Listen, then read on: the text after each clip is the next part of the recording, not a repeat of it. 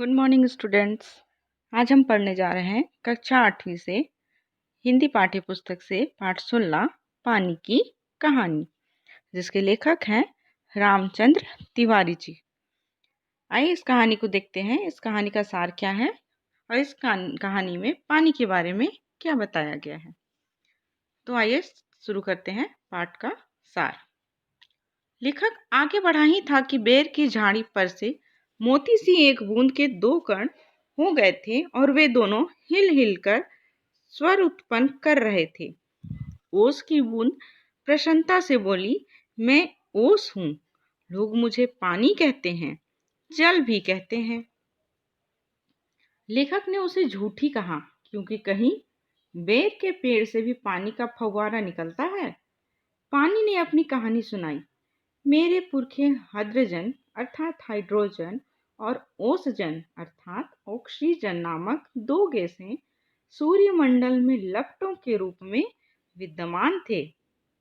मेरे पुरखे बड़ी प्रसन्नता से सूर्य के धरातल पर नाचते रहते थे। एक दिन एक प्रचंड पिंड सूर्य की ओर बढ़ रहा था। उसकी भीषण आकर्षण शक्ति के कारण सूर्य का एक भाग टूटकर उसके पीछे चला गया।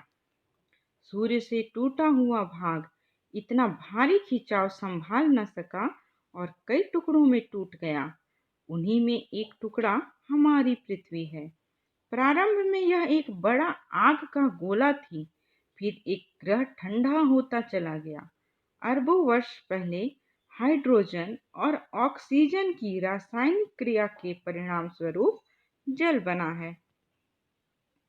फिर बूंद बोली, मैं कई मास तक समुद्र में इधर उधर घूमती रही। फिर एक दिन गर्म धारा से भेंट हो गई। फलतः मैं पिघल गई और पानी बनकर समुद्र में मिल गई।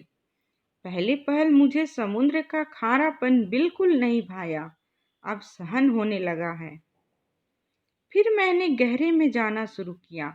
मार्ग में विचित्र जीव देखे। सामने एक ऐसा जीव दिखाई पड़ा मानो कोई लालटेन लिए घूम रहा हो। यह एक अत्यंत सुंदर मछली थी। उसके शरीर से एक प्रकार की चमक निकल रही थी। वहां का सब दृश्य देखने में मुझे कई वर्ष लगे। मेरे ऊपर पानी की कोई 3 मील मोटी तह थी, अतः ऊपर लौटना संभव नहीं था। मैं अपने दूसरे भाइयों के पीछे पीछे चट्टान में घुस गई। हम एक ऐसे स्थान पर पहुंचे जहां ठोस वस्तु का नाम भी नहीं था।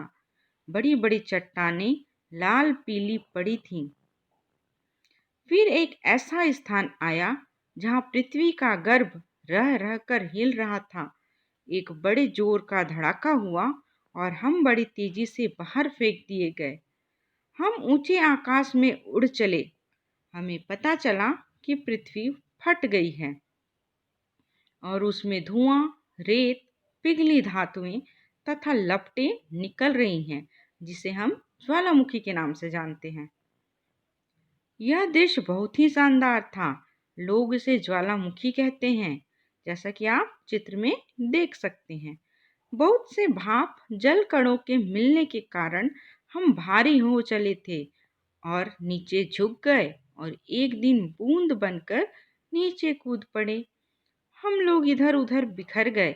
मेरी इच्छा बहुत दिनों से समतल भूमि देखने की थी, इसलिए मैं एक छोटी धारा में मिल गई।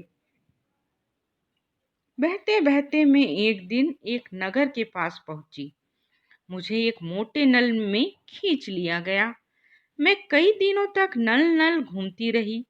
मैं एक ऐसे स्थान पर पहुंची जहां नल टूटा हुआ था। मैं तुरंत उसमें से निकल भागी और पृथ्वी में समा गई। अंदर ही अंदर घूमते घूमते मैं एक बेर के पेड़ के पास पहुंची। सूर्य निकल आया था। वह बोली, अब मैं तुम्हारे पास नहीं ठहर सकती। तुम मुझे रोककर नहीं रख सकते। वह ओस की बूंद आंखों से ओझल हो गई। तो यह था हमारा पाठ पानी की कहानी। यह एक निबंध मात्र है। इसमें लेखक रामचंद्र तिवारी एक बूंद से बातें करते हुए प्रतीत होते हैं, जो कि एक कल्पना मात्र है। हम सभी जानते हैं कि बूंद से बात करना संभव नहीं है। यह एक मानव मात्र की कल्पना मात्र है ना? तो इस पाठ में हम लोग कह सकते हैं कि यह एक कल्पनात्मक निबंध है ना? कल्पना के आधार पर लिखा गया निबंध है, क्योंकि ओस की बूंदें किसी मानव से कभी भी बात नहीं कर सकती। तो पानी की कहानी में पानी ने अपने बारे में बताया है कि उसका जन्म हाइड्रोजन और ऑक्सीजन से हुआ है, और पानी कई दिनों तक इधर उधर भटकते हुए ज्वालामुखी से निकलकर महासमुद्र से होते हुए नदियों के पानी से होते हुए नल तक पहुंचती है, और नल के पानी से होते हुए वह बेर के पेड़ में समा जाती है, और वहां से ओस बनकर लेखक के हाथ में आ जाती है। और जैसे ही सूर्य का प्रकाश उस पर पड़ता है, वह वापस वाष्प बनकर वायुमंडल में लिप्त हो जाती है। तो यह थी पानी की कहानी। आई होप आप लोगों को समझ में आया होगा। Thank you.